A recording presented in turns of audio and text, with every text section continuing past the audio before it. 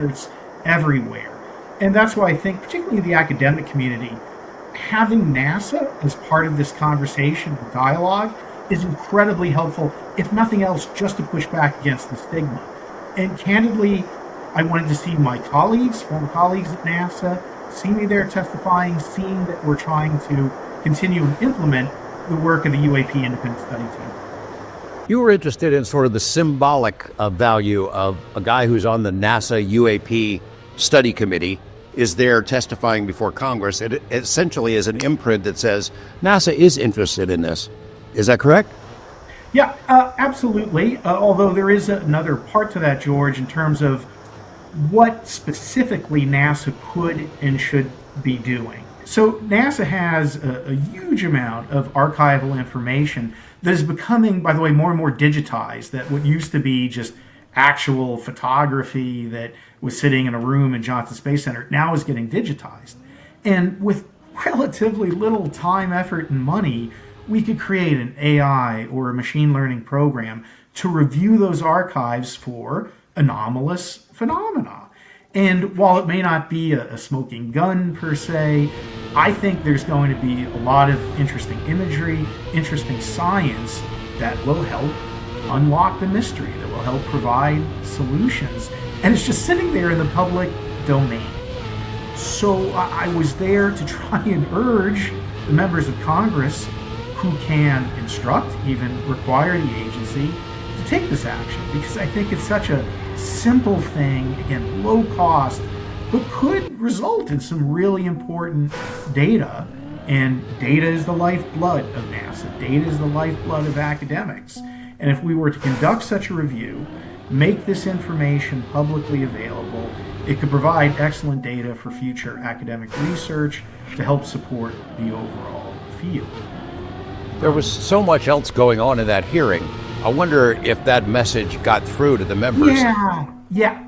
George, that's why I'm so grateful to have this opportunity, and frankly would like to talk on a few more podcasts, because there was so much going on, as you mentioned, the hearing, and important things happening in that hearing, that I feel like this message, which, you know, and I saw some comments online, remind me never to read comments online, but, you know, people I know are disappointed that, Mike was going to come forward with some sort of revelation with Bigelow Aerospace or something with NASA. And I feel for them too. I mean, again, you two have done such a good job getting these sorts of whistleblowers to come forward. And I'm sorry I didn't have some sort of firsthand references or information. Well, I wish I did. But that being said, this is still very important. Again, it's not as sexy, but I think it could really result in some important information for the field. And because of everything that was going on, which, you know, was maybe a bit more dynamic, I don't think the members perhaps engaged as much as I would have liked to have that conversation. We had some good dialogue, but that's why I'm trying to take the time now to talk about these simple, smart things that can be done. You know, the archives is one. The second, and Ryan Graves has been a wonderful spokesman for this. In interest of full disclosure, I'm an advisor on the Americans for Safe Aerospace Board, is leveraging the NASA ASRS system, Aviation Safety Reporting System. This is a system that has existed for decades, and it's confidential. So people who are involved in commercial aviation can call in, and it is actually anomalies, safety anomalies, and NASA gathers this information, and it's a publicly available reporting process.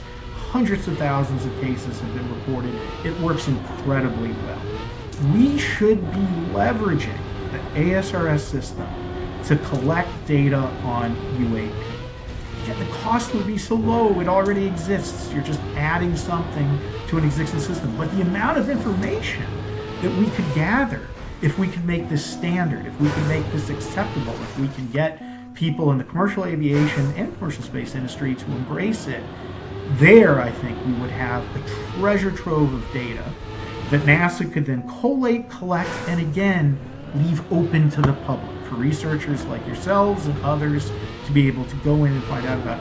When I was on the NASA UAP Independent Study Team, one of the areas I was very concerned about, and you may have seen this in the reporting from our public meeting, was when I was talking to the FAA, it was pretty clear to me that there was no defined or known process for commercial aviation and commercial aviation crew to report UAP.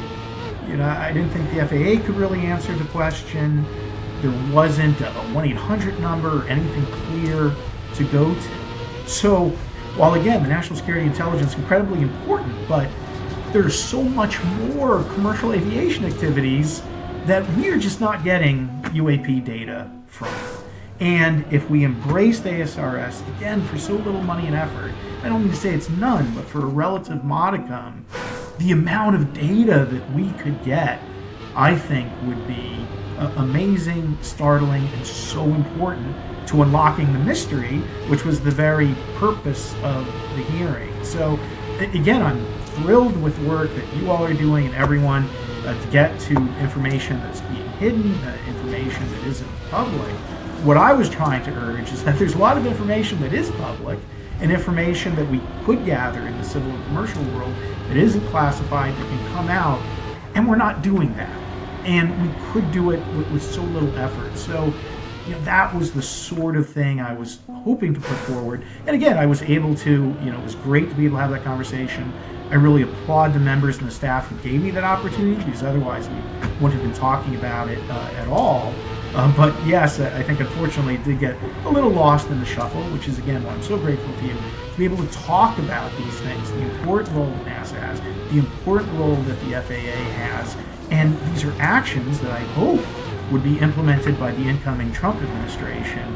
And I'll be reaching out to members of Congress and their staffers to say, when you interview Jared Isaacman, who has been nominated for NASA Administrator, fantastic choice, by the way. He's knowledgeable, enthusiastic. I think he's going to do a fantastic job at NASA, but he may not be familiar with this issue, so I hope members ask him about it.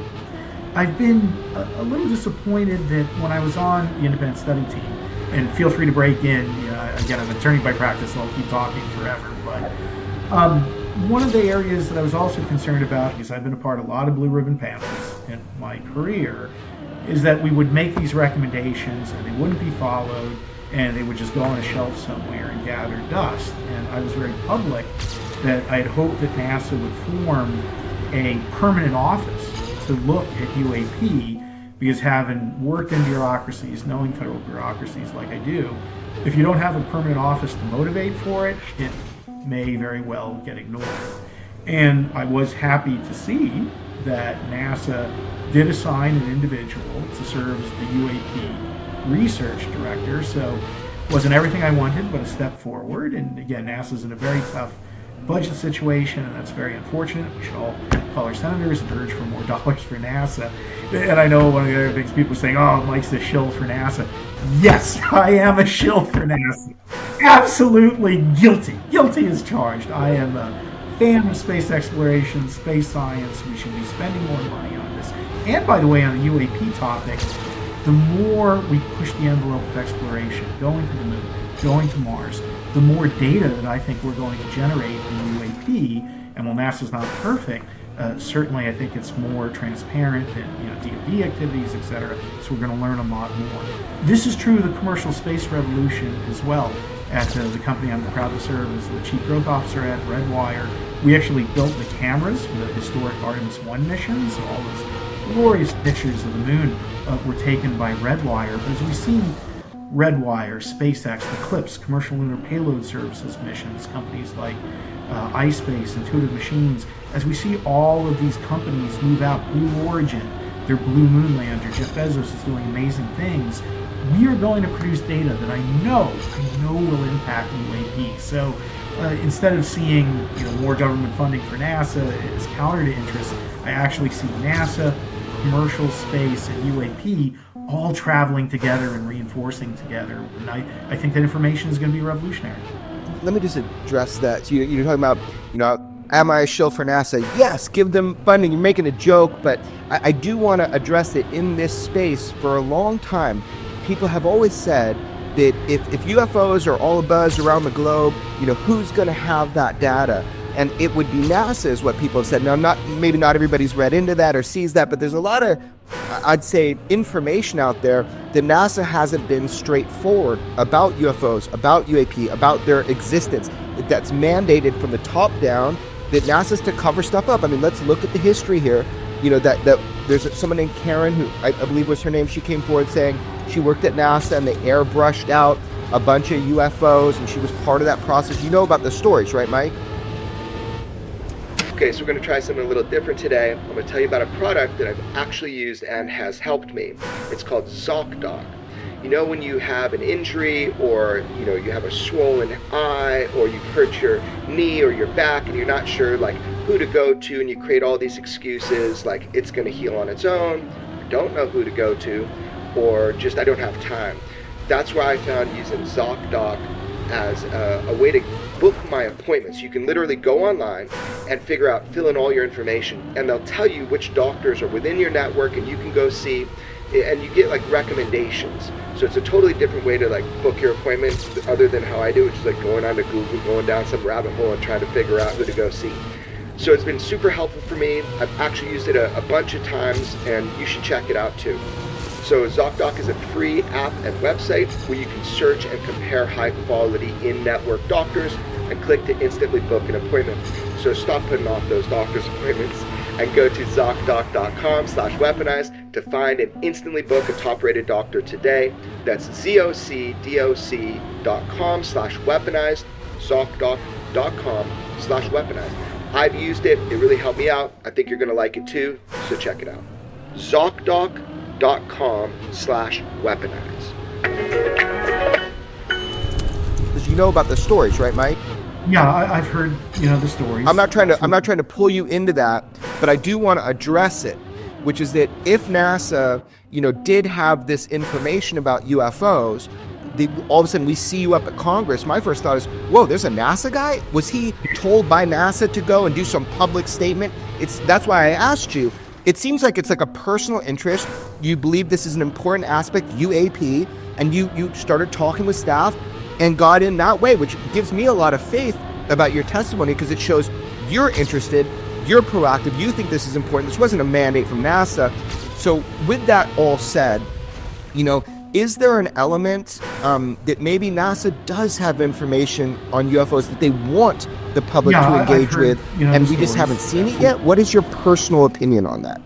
Yeah, a great question, Jeremy, and a bit of a complex answer, of course. And we say NASA, right? And of course, like any large organization, there's a variety of different people with a variety of different opinions and thoughts, particularly on this issue. And let me just begin with the UAP Independent Study Team for a moment. I think if you look at what NASA officials have said about UAP over the years, it mirrors and reflects what the government generally has done, which is to be relatively dismissive or laugh it off, etc., not particularly helpful. And this is why, during my both oral and written testimony, I was very complimentary of Senator Bill Nelson. And that UAP Independent Study Team would not have existed if it wasn't for his explicit leadership. And I hate to keep using the words courage when it comes to bureaucracy, but because he's not fighting a war, etc. But I think it does require courage to move forward with something like this that potentially opens you up to mockery, hurts you in other ways. So I was really grateful that Senator Nelson did that. And there again, I don't think about NASA, but we all know that there was a cadre in the Senate with going back to Senator Stevens, Senator Reid, of course. George is a huge advocate for disclosure on this issue. And I think Senator Nelson was a part of that and had an interest in that, and that's why he was willing to move forward. There are those at the agency, of course, that I think are much more skeptical, or would have said and probably did say that Senator Nelson was wasting his time. So again, opinions may vary. Relative to myself, yes, I have a strong personal issue in this, and no one at NASA was asking me to testify, although out of courtesy, I did let NASA know that I was going to testify, what I plan to say, etc. I give NASA great credit again for moving forward with the independent study team, because getting back to the stigma, which I think is just the most pernicious aspect